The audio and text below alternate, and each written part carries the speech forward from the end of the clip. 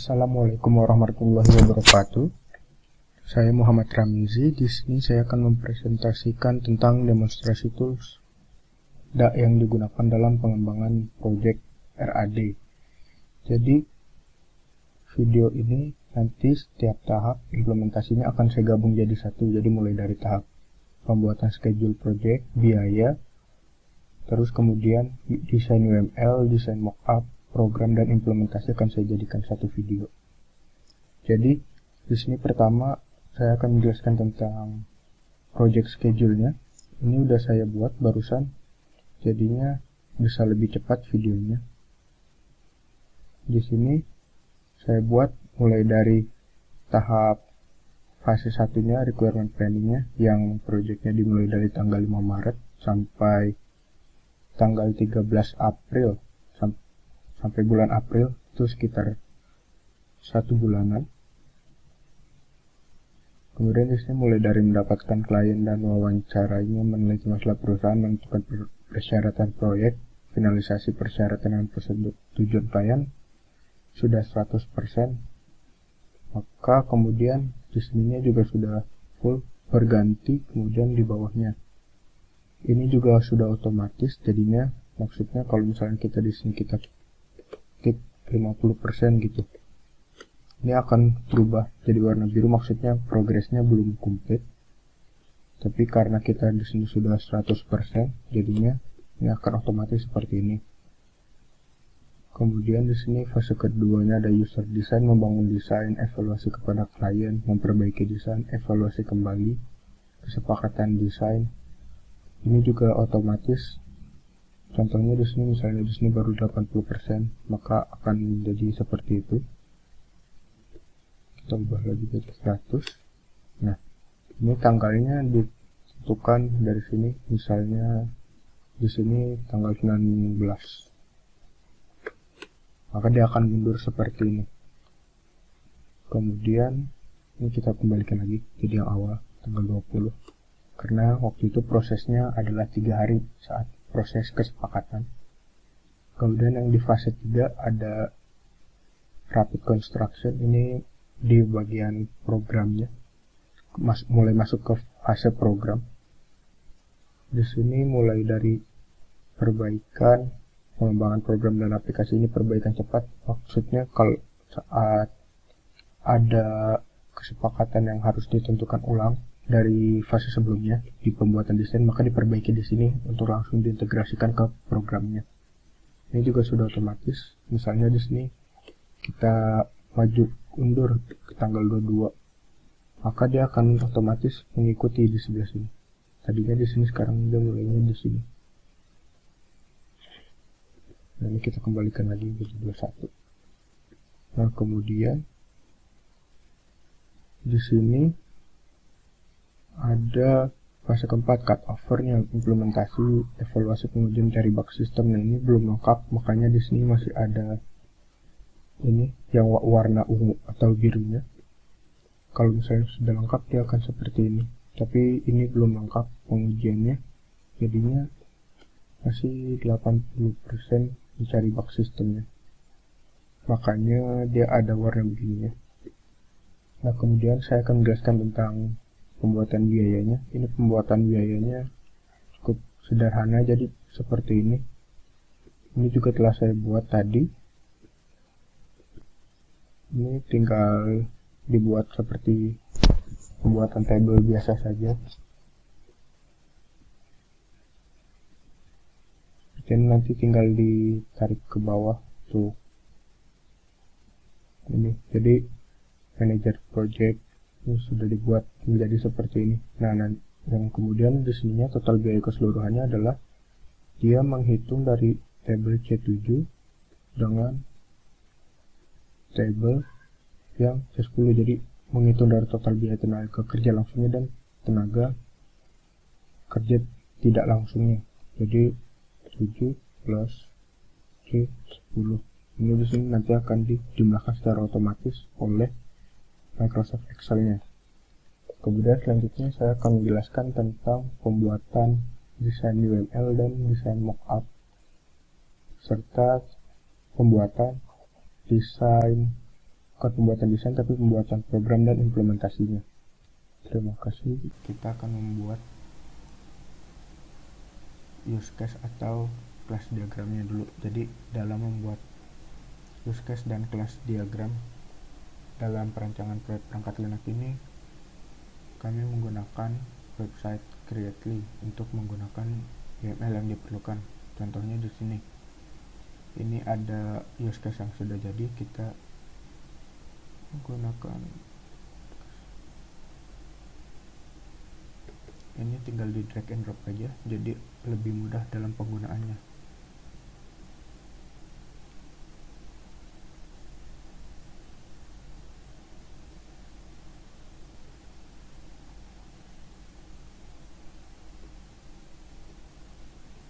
Di sini saya akan menjelaskan tentang tools yang digunakan untuk membuat use case dari program aplikasi yang berjalan.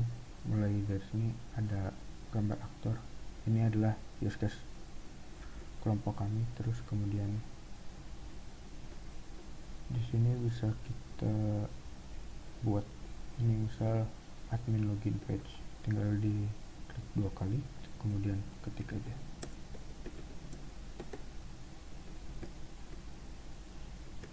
Ini login.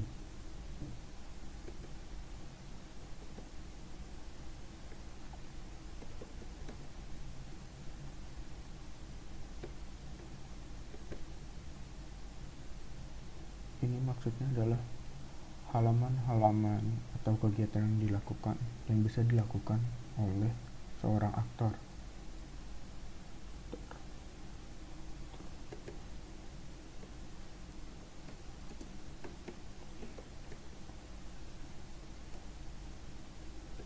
Nah, ini yang pertama, aktornya adalah si website administratornya.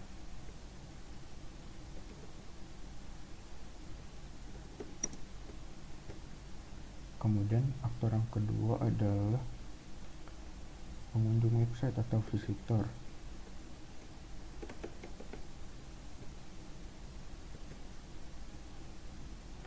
Nah, karena sudah dijelaskan sebelumnya, yang dapat dilakukan oleh visitor adalah hanya melihat pada halaman-halaman seperti halaman home, profile, itu about us, service.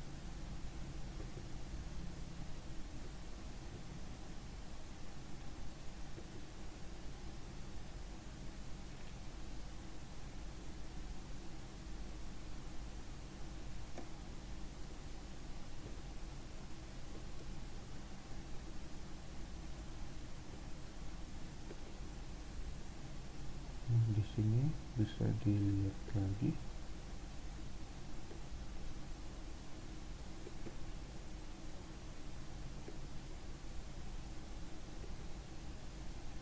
Tinggal di drag and drop sama diketik aja, jadi lebih mudah digunakan. Ini view profile. Terus kemudian ada view service. Kemudian ada view kontak.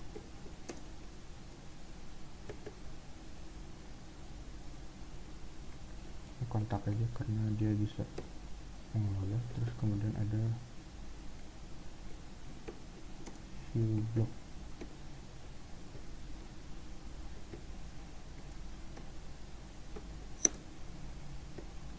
Nah, untuk alurnya tinggal dibuat garis saja, jadi seperti ini. Tarik.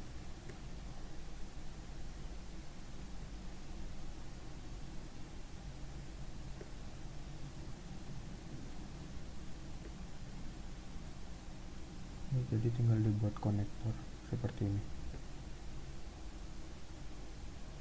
Ini tinggal kita ganti ke yang lurus. Nah, seperti ini. Kemudian tinggal seperti ini lagi, draw konektor ke mari. Kalau mau diganti yang lurus lagi, itu tinggal diginiin aja.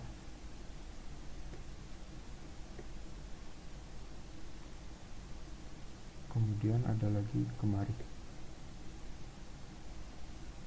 Nah, Ini juga sama, tinggal dibuat konektornya dan ganti garisnya jadi yang lurus.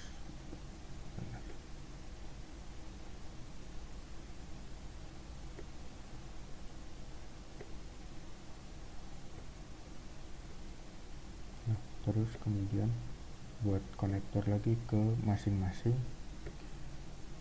use case-nya.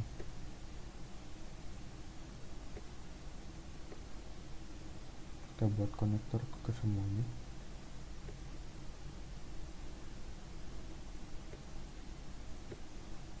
Nah, ini untuk demonstrasi kurang rapi, tapi jadinya nanti akan seperti ini.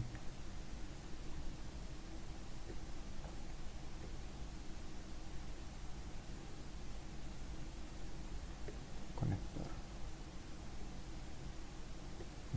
Nah, ini nanti akan seperti ini. Kemudian yang kedua adalah kita membuat kelas diagram. Nah, ini kelas diagram dari website yang sudah jadi cara penggunanya kita buat kelas yang baru, tinggal drag and drop juga, jadinya mudah digunakan. Ini misalnya kita buat login admin. Nah, ini atributnya.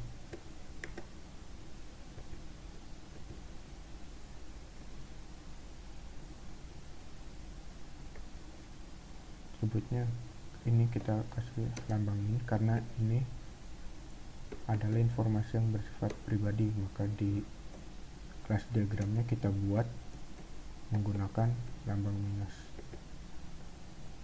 Kemudian di sini ada membuat, ini plus karena bersifat publik yang hasil dibuatnya. Edit, cek, dan validasi. Ini tinggal kita bikin kelas baru lagi, misalnya di sini adalah menu adminnya.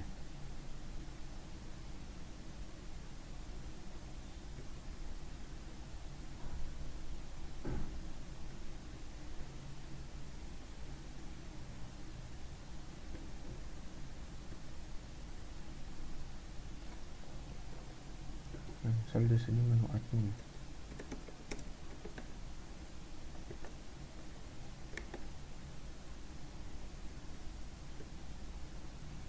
Ini dashboard admin karena dia bersifat protected, artinya hanya admin yang bisa melihat.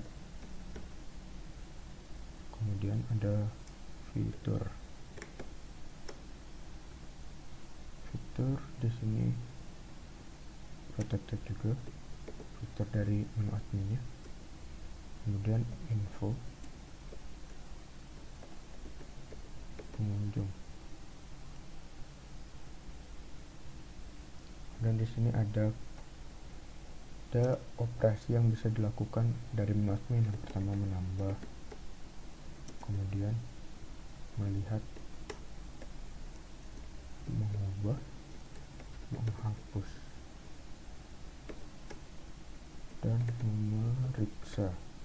Nah, ini sudah jadi, tinggal kita tambahkan konektor di sini. Konektor kemari. Nah, hasilnya seperti ini.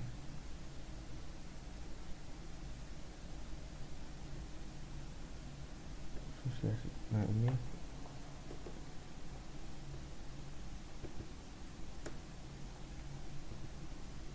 adalah kelas diagram, contoh kelas diagram dari menu admin. Nanti yang jadi adalah yang seperti ini. Kemudian tools selanjutnya yang digunakan dalam mengembangkan project ini adalah untuk membuat mockup. Kami menggunakan Balsamiq. Ini adalah contoh mockup yang sudah jadi. Jadi cara menggunakannya adalah ini, media. Pertama kita pilih media, terus kita pakai ini menu icon.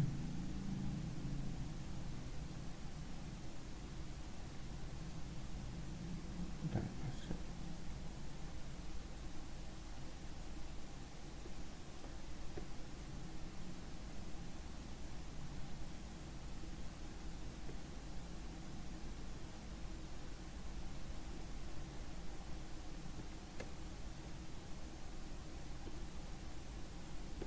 Contohnya di sini menggunakan browser window.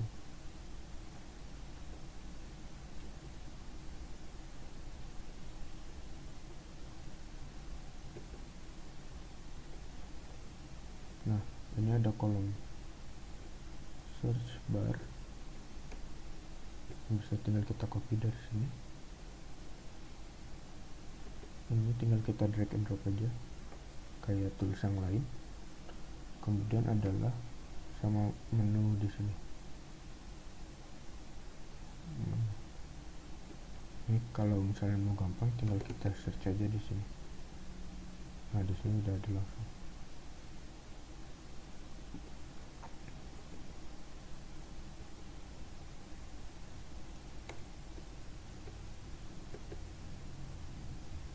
Nah, ini bisa kita taruh di sini.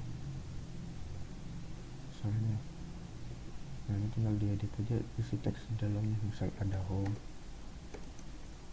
blog, about us, selanjutnya service, dan kontak us.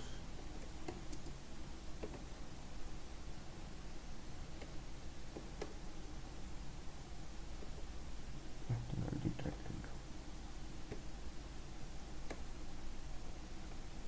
Yang kemudian di sini ada, tinggal kita taruh gambar.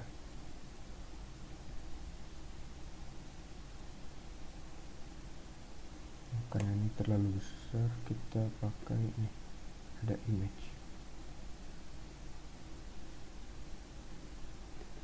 Nah, di sini bisa kita tiban image nanti.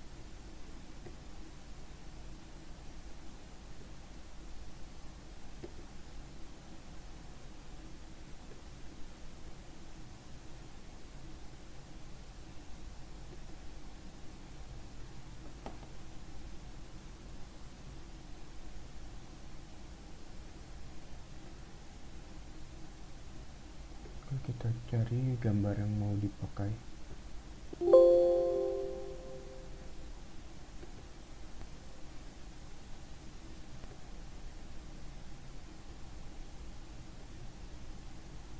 Misalnya yang ini.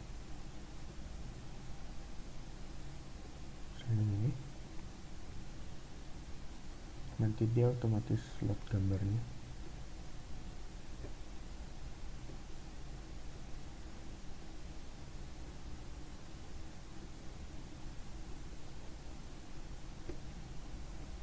Tinggal kita ambil dari sini.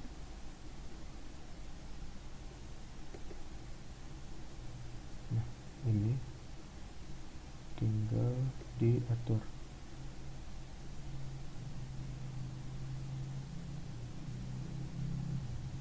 Nah, kemudian untuk tampilan teks bisa kita ambil dari menu teks.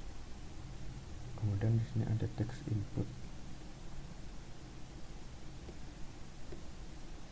Yang bisa di sini kita isi tulisan yang kita mau.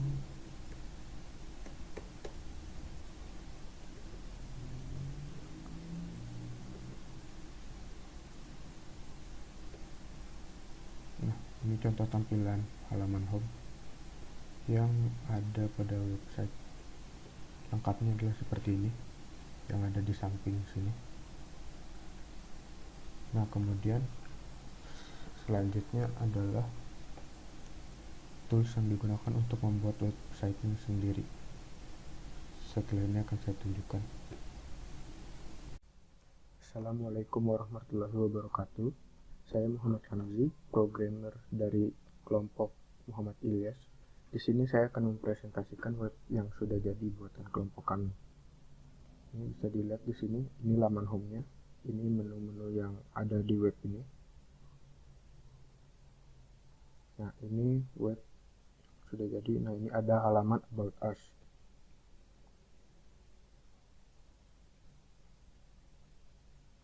Nah, di About Us ini ada tentang profil informasi perusahaan dari si Mitra Bintang Nusantara ini. Jadi Mitra Bintang Nusantara ini kan perusahaan freight forwarder, jadi logistik yang ngirim barang pakai pesawat sebagai kendaraan utamanya. Di sini ada visi misinya. Ini ada rute penerbangan mereka. Nah, terus di sini ada lagi komitmen. Ini maksudnya komitmen ini servisnya mereka, ini mereka ngapain aja. Nah, ini ada servis-servis yang udah dijelasin juga sama tim analis kami. Terus ini ada deskripsi dari informasi servisnya mereka. Ini mereka bisa di domestik sama internasional. Ini sama ya, ngelinknya kemari. Terus ini ada galeri. Ini nanti bisa diisi foto-foto dari kegiatan perusahaannya mereka, ngapain aja. Terus ini kontak us, ada buat ngirim pesan. Ini misalnya tester.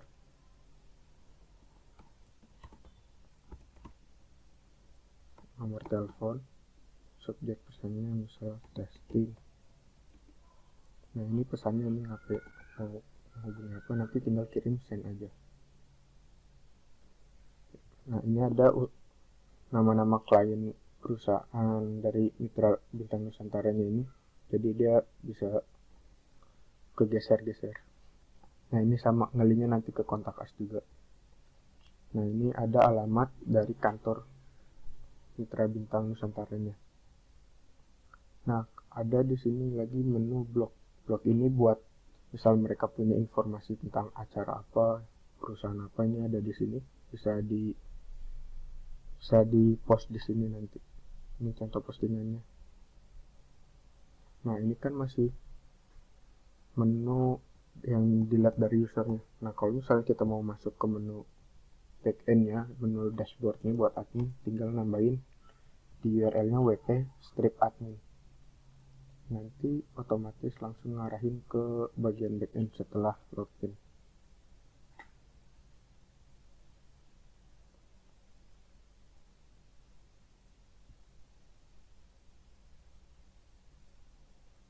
Ini loadingnya agak lama karena memang pakai hostingnya belum dibuat optimal buat WordPress. Nah, ini kami kan buat websitenya pakai WordPress agar cepat, jadinya nggak perlu ngoding dari awal, bisa manfaatin fitur yang ada dari WordPressnya ini. Nah, ini kami pakai WordPress CMS yang singkatan dari Content Management System. Fungsinya biar nanti kan kalau misalnya kita perlu sesuatu fitur tertentu yang WordPress belum nyediain, ini bisa kita integrasikan juga sama bahasa pemrograman PHP. Nah, ini kita mulai dari sini. Ini ada tadi email yang masuk. Ini bisa dilihat dari sini. Contohnya di sini testing. Ini 2 menit yang lalu. Nah, ini dia. Ini, nah terus ini message-nya di sini. Ini kan karena masih satu garis aja, jadinya cuma kelihatan satu garis. Tapi nanti kalau misalnya message-nya emang banyak, nanti dia otomatis drag down sendiri ke bawah.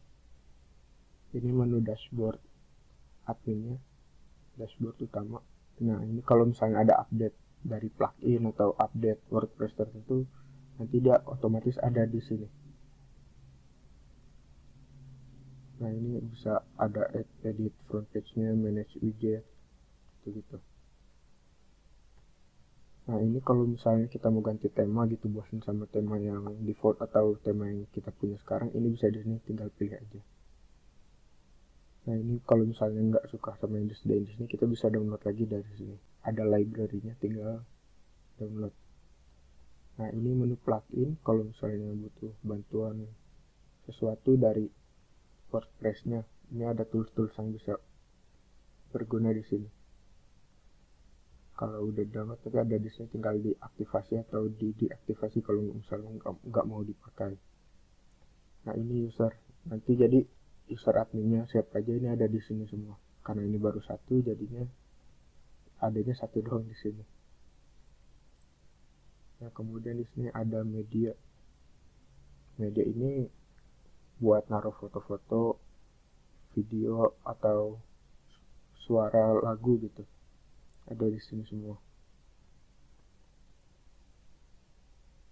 Nah ini menu pages ini menu-menu halaman yang kalau kita mau buat menu, ini kita harus buat page-nya dulu, nanti baru kita buat di sini. Ada appearance terus menu. Nah kita lihat di sini dulu. Di sini ada menu about us yang tadi udah saya tunjukkan. Nah ini jadi kita ngeditnya lewat sini.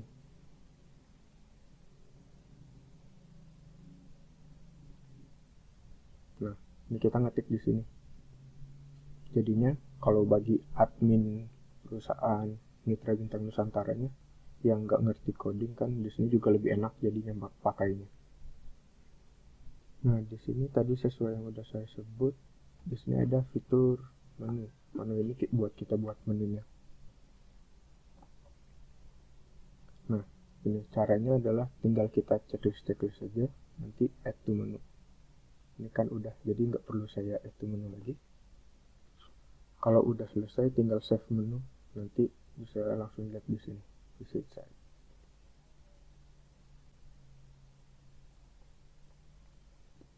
Nah ini visit site-nya. Nanti menunya bisa tampil di sini karena temanya menentukan menunya dari sini. Terus kalau kita mau customize user interface-nya, ini tinggal klik customize saja.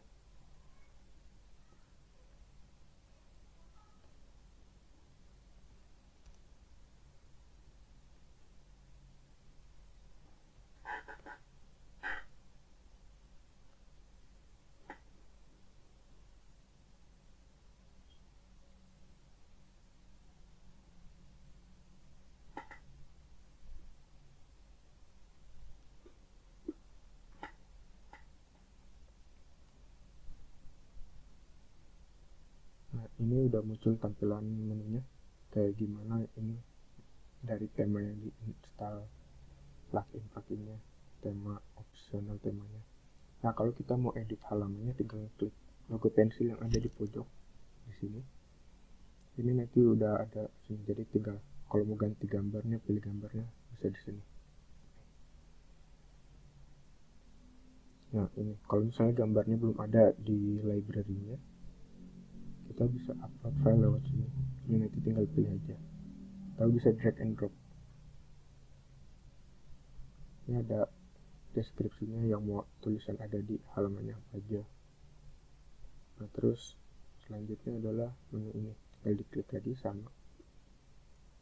Nah ini kan ada ini, tulisan ini dibuatnya dari sini biar adminnya juga gampang nanti kalau misalnya mau pakai dan belum ngerti tentang gimana pemrograman website.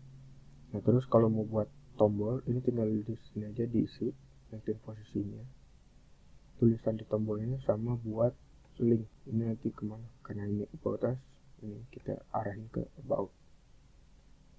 Nah begitu seterusnya. Nah cara mau lihat database-nya itu pertama kita ke menu control panel-nya dulu, host.com. Ini server hostingnya.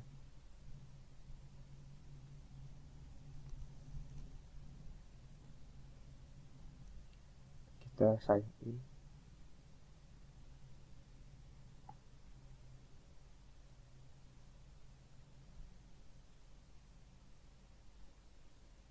Nah ini kita tinggal login aja. Sini nanti otomatis masuk ke control panel.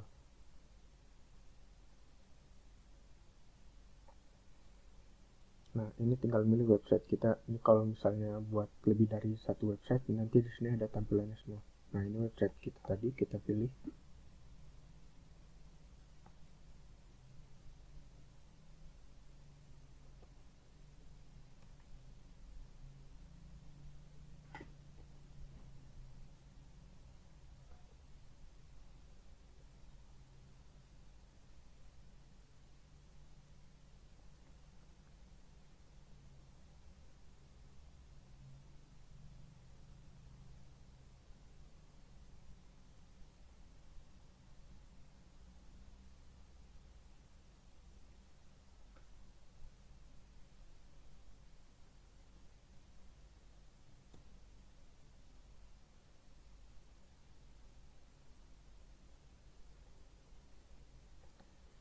kita klik lagi. Nah, ini langsung masuk ke dashboard control panel dari website yang kita buat. Ini ada statistik dari penggunaan websitenya, jadi ada kuota-kuotanya semua ada di sini. Nah, kalau kita mau buat website WordPress-nya, bisa kita download dari website wordpress.org, itu tempat download WordPress CMS-nya, atau bisa langsung install dari sini. Ini bisa kita buat admin username sama admin passwordnya, nanti tinggal klik install aja yang ada di sini.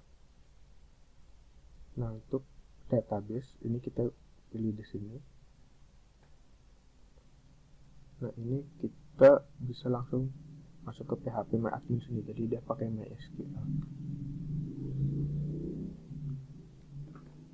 Saya milih ini.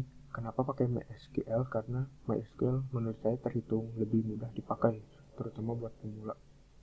Dan tutorialnya juga banyak. Jadi kalau nanti karyawan CV Mitra Bintang Nusantaranya itu perlu setting-setting database, buat table dan sebagainya, itu bisa lebih mudah lewatin. Nah, ini tuh udah ada semua di sini. Mulai dari schedule, terus postingnya, opsi, terus ada usersnya juga di sini. Ini contohnya. Nah, ini otomatis passwordnya jadi udah dienkripsi. Jadi si karyawan Mitra Nusantaranya ini nggak perlu bikin algoritma buat enkripsi passwordnya lagi. Nah, ini kalau mau ke websitenya tinggal klik view site aja, nanti otomatis langsung ke arah sini. Nah, ini bisa website setting, dilihat di sini. Nah, ini bisa ganti nama websitenya di sini, atau bisa ganti passwordnya. Nah, nanti di sini bisa kelihatan ini PHP versinya yang dipakai versi berapa.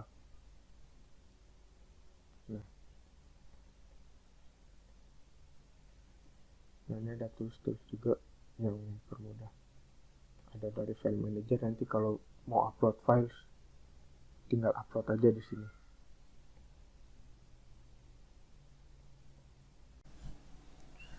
Ya, kemudian di sini saya akan menampilkan laporan dari testing website yang kelompok kami buat. Oke, pertama di sini ada memasuki tampilan home. Jadi bisa diakses atau tidaknya. Ini berhasil diakses, tampilannya seperti ini. Kemudian melakukan login untuk admin. Login berhasil dilakukan, bisa dilihat di sini, berhasil masuk ke dashboard. Kemudian yang ketiga ada mengakses database. Mengakses database bisa dilakukan. Kemudian di sini yang keempat testingnya adalah mengirim dan menerima pesan. Jadi saat pesan yang dikirim oleh pengunjung website melalui form kontak akan masuk kemari dan dapat diterima oleh admin. Sudah berhasil. Kemudian di sini ada mengakses website dalam waktu lama. Ini kalau karena menggunakan layanan hosting yang gratis, maka kliknya itu dibatasi per satu sesi. Jadi sekitar 500 klik. Kalau udah 500 klik, maka akan masuk ke tampilan website seperti ini. Ini error dan tidak bisa diapa-apain lagi. Jadi yang bisa dilakukan adalah mengupgrade menggunakan layanan hosting yang berbayar. Jadinya tidak seperti ini lagi, karena ini merupakan sistem hostingnya untuk menghindari digunakannya layanan spam. Kemudian yang akan saya tunjukkan setelah ini adalah jadwal kegiatan pelatihannya. Jadi kegiatan pelatihan ini akan dilaksanakan 1-2 hari. Jumlah SDM-nya itu juga 1-2 hari. Materi kegiatan pelatihannya itu yang pertama ada pengenalan kontrol panel hosting. Jadi di sini adalah mengenal layanan hosting yang dipakai untuk websitenya. Mulai dari cara membuat akun hostingnya, terus mendaftar akun, melakukan login ke kontrol panel hostingnya, mengenal layanan yang ada, mulai dari masuk ke database maupun ke website, mengontrol media-media atau file-file yang digunakan, menghapus file yang digunakan, yang sudah tidak digunakan maksudnya. Ini dilakukan di hari pertama. Kemudian yang kedua adalah menginstal WordPress. Jadi agar jika terjadi masalah pada WordPress-nya dan perlu diinstal ulang, maka mereka bisa melakukannya. Kemudian yang ketiga adalah pengenalan control panel website. Nah, ini jadinya control panel website dari si panel hostingnya ini bisa melakukan apa saja. Ini akan diinstruksikan di sini. Kemudian yang keempat adalah melakukan pembuatan user admin. Ini melakukan pembuatan akun adminnya. Jadi yang bisa dilakukan itu mulai dari mendaftarkan email, membuat password dan sebagainya.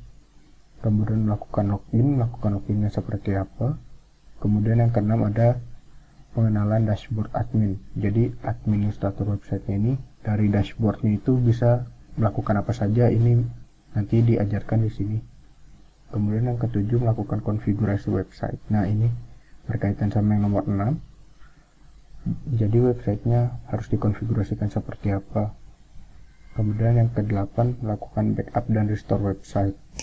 Nah, ini kalau untuk mengamankan data jika misalnya terjadi kerusakan, jadinya akan diajarkan untuk melakukan backup secara rutin tiap 1 minggu sekali atau 1 bulan sekali. Kemudian diajarkan bagaimana caranya merestore lagi, jadi menggunakan backupan datanya itu untuk mengembalikan website tersebut jika terjadi kerusakan ataupun terhilangnya data yang diperlukan secara tidak sengaja. Kemudian yang ke-9 materinya ada melakukan kustomisasi website untuk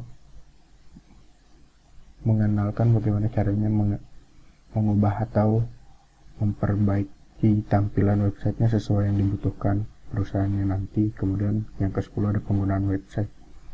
Penggunaan website ini gimana caranya kita masuk ke websitenya, melakukan klik home, terus ganti tampilan ke page lain, semuanya akan diajarkan di sini. Yang ke-11 ini membuat konten tampilan. Jadi konten tampilan itu maksudnya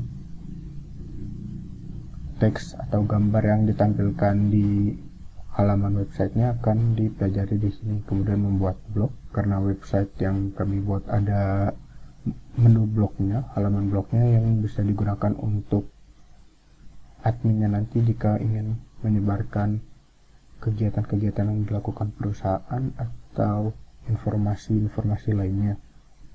Kemudian di sini ada berkomunikasi dengan konsumen, karena ada form kontak, jadinya diajarkan bagaimana caranya membalas atau menerima email atau pesan dari konsumen. Melihat pesan yang dikirimkan pengunjung websitenya akan diajarkan di sini. Kemudian yang ke-14 ada evaluasi. Di sini diajarkan bagaimana cara mempraktikkan semuanya. Jadi setiap ada penjelasan materi dari 1 sampai 13 di sini langsung praktik. Jadi saat mengenal control panel hosting itu sambilan mereka praktik, dan menginstal WordPress mereka juga praktik, mengenal control panel website mereka juga praktik, jadi semuanya. Kemudian di evaluasi ini maksudnya ada sesi tanya jawab, mungkin mereka punya pertanyaan yang tidak tercakup pada materi yang ada di sini, itu akan diajarkan di tahap ini. Ini juga melengkapi materi-materi yang diajarkan pada kegiatan pelatihan yang dilakukan. Kemudian pada ke-15 yaitu pada hari kedua, evaluasi tambahan yang mungkin diperlukan untuk SDM-nya mengenai website-nya. Jadi mungkin setelah selesai pelatihan mereka mempunyai pertanyaan atau hal-hal lain yang ingin dilakukan, kemudian belum tahu caranya, ini akan ada di hari kedua. Dan di hari kedua ini waktunya lebih singkat, mungkin cuma sekitar 2 jam 3 jam, karena di hari pertama ini sudah melakukan training yang diperlukan. Jadi di hari pertama kemungkinan ada sekitar 2 sampai 4 jam.